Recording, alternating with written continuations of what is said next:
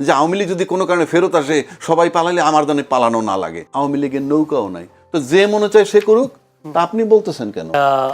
আবু হেনা রাজ্জাকির কাছে। আবু হেনা রাজ্জাকি, যদি বলি প্রধানমন্ত্রীর কার্যালয়ের অর্থাৎ প্রধানমন্ত্রীর তথ্য উপদেষ্টা ডাক্তার জাহিদুর রহমান আজকে আরেকটি কথা বলেছেন। তিনি বলেছেন স্থানীয় সরকার নির্বাচনে আওয়ামী লীগ সহ অর্থাৎ যে কেউ নির্ধারিত মানদণ্ড পূরণ সাপেক্ষে অংশ নিতে পারবে। তিনি অবশ্য বলেছেন যদি দলীয় পদ থাকে তারা দলীয় পদ থাকা পরিচয় নিয়ে তারা নির্বাচনে অংশগ্রহণ করতে পারবেন না। তথ্য উপদেষ্টার এই বক্তব্যে আওয়ামী লীগের সদস্য বা যারা আছেন যারা নিরপরাধ তারা তো নির্বাচন করার সুযোগ পাবে বলে মনে হচ্ছে তার বক্তব্যে। আপনি কি মনে করেন? বা দেখুন, আপনি একটা দেশে আওয়ামী লীগের মতো একটা বড় দল, আওয়ামী লীগ পতিত সরকার পালায়ে গেছে, সেই ঘটনা তো আসি, সেটা একদিক, সেটা একটা দিক, সেটা চলমান প্রক্রিয়া, বিচার হওয়া উচিত কি উচিত না, বিচার চলছে, আমরা মনে করি চলা উচিত। কিন্তু প্রশ্ন হচ্ছে সরকার তো কন্ট্রাডিক্টরি কাজ করতেছে। আপনি তো একদিকে আওয়ামী লীগের কার্যক্রম নিষিদ্ধ রাখছেন, আবার আপনি বলছেন যে যাদের কোনো নিরপরাধ না বা যাদের কোনো পরিচয় নাই বা দলীয় পদ নাই তারা করতে পারবে। বিষয়টা একটা কর্মী আজকে বিএনপির মতো বড় দলের সাথে কয়েক কোটি লোক ইনভলভ আছে, সবার তো পদ থাকবে না, সবার পদ থাকবে না। আমি বিএনপির ওনারা যত গালি দেই না কেন, উনি নির্বাচনে দাঁড়ালেন, কোর ভ্যালুর কিছু লোক থাকে দলে, তারা তাকে ভোট দিবেই।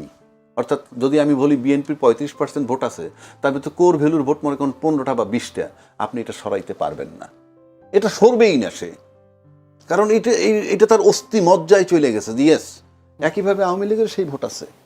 তো আপনি যখন একটা দলের কার্যক্রম নিষিদ্ধ করবেন, সেটা চলমান থাকবে, তাহলে আপনি কি এটা আরেক ধরনের মানুষের সাথে প্রহসন করছেন কিনা, যে তাদেরকে বুঝাচ্ছেন কিনা যে জনগণকে আমাদের বুঝাইতে হবে যে তোমাদের যে কর্মকাণ্ড ছিল সেটার বিরুদ্ধে আমরা আছি, এই জন্য তোমার কার্যক্রম নিষিদ্ধ করছি, কিন্তু অ্যাকশনে আপনি সেটা দেখাচ্ছেন না। এটা তো আবার দলীয় নির্বাচন না, এটা ব্যক্তির একটা নির্বাচন করার তো অধিকার আছে। দলীয় নির্বাচন যদি না আসে তাহলে আপনি এই কথা বলবেন কেন?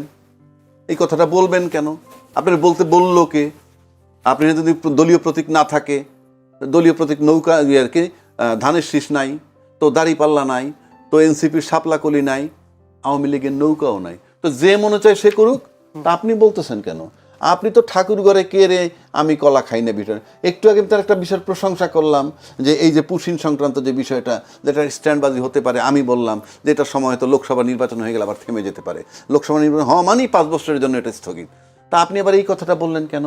আমি ঠিক বুঝি না যে ওনারা বসার পরে ওনাদের কি প্রধানমন্ত্রীর কাছে তার ইমপ্রেশন দিতে হবে ডেইলি যে আমি কিছু বলি, নাকি উনি আবার ওখানে বসে ভয় পাচ্ছেন যে আওয়ামী লীগ যদি কোনো কারণে ফেরত আসে সবাই পালালে আমার জন্য পালানো না লাগে। এই ডাবল স্ট্যান্ডার্ড মেনটেন করা ঠিক না। সে তো চুপচাপ থাকলেই পারে।